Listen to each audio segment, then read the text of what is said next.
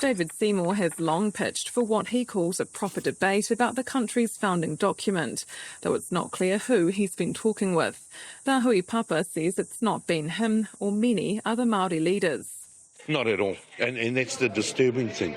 You can't have this conversation when only one of the treaty partners wants to have a conversation amongst themselves.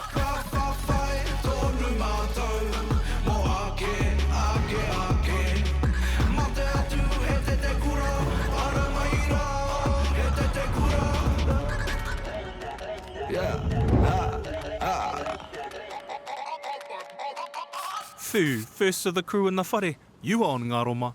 So what's the plan for when you fellas get to Waitangi? This is just a rough estimation on what's going to happen through Waitangi. So these are all of our crew members that we have, and looks like they're getting put out on rosters and where they're going to be put. So I've attended Waitangi for many years because I do kaupapa waka, so this is my first year working Waitangi, and so it's going to be very different for me, but this year will be, assuming, the biggest Waitangi that I will be ever attending in my life. It's pretty exciting, a bit scary, nervous, but who knows, just see what it has to come. Mahi tika ana.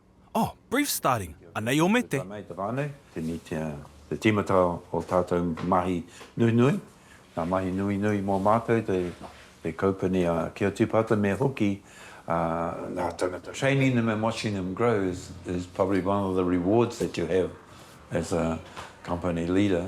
Yeah, that they are starting to shine. What the exciting part is, it's a national event, and it's a whole lot of things to think about, in terms of planning and implementation. Waitangi, once it's over, it's a big relief. Ka pai, uncle. Make sure your team's all on the same page, eh?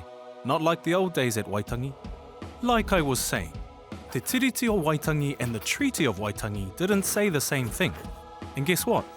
Over 500 Māori signed Te Tiriti, plus another 500 later on, while only 39 signed the treaty. Key difference, the treaty said that Māori ceded sovereignty to Britain, but Te Tiriti didn't. It promised that Queen Victoria would govern her people and Māori would govern themselves. Well, that didn't happen, did it? Over the next 100 years, Māori went from owning 100% of Aotearoa to only 8%, with the agreement being ignored and broken.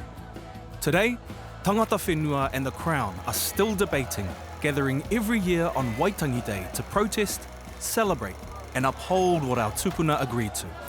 And this Waitangi Day is meant to be the biggest of them all. E whakarite mai ana te whānau o Kia Tupato ki te wehe atu ki Waitangi. So what are you going to be up to, Anahera? I'm just going to be thrown into wherever I need to be. I'm going to be running around delivering stuff. I'm going to be running around talking to people, answering questions, jumping in spots where we need people, just everything. It's kind of how this event works. The most important thing for our crews to run smoothly will be communication with each other and working together as a team. Teamwork makes the dream work, baby. Oh, sure, Marika. With our whānau rolling out to set up in Waitangi, anei rā ko ngā wāhi ka whakaritea hei mahinga mā ngā kaimahi. The golf course, one of the busiest spots but has the hearty views. Tau henare, horekau ke he tau marumaru o reira, so slip, slop, slap and rap e te whānau. The roundabout, the gateway to Waitangi, but the aunties be road raging, so kia tupato. Shippies, the only access point to cross the Waitangi River to reach the treaty grounds and a major bottleneck for traffic. The bridge. Jump off it, walk over it or swim a horse under it, but don't even think about driving over it on Waitangi Day. Te karuwha, te putanga i te piriti and a hive of traffic. Ko tau te whānau ki Waitangi, e whakarite mai ana rātou i ngā rori. Moving boys, front about 5 metres. So from after this park in this little gap here, there. Keep going, so I'll let you know. Stop, we'll stop at that driveway. Yeah, roger, and that gap. Just passing Tango. Yeah, all good. Hey, make sure those cones line up, kia kawe kotitia. Let's head back with the crew to HQ. E pēhea na ngā piro. Yes, travel day. We finally made it, so it feels great to be here. It's good to be here. It's good to be on the ground.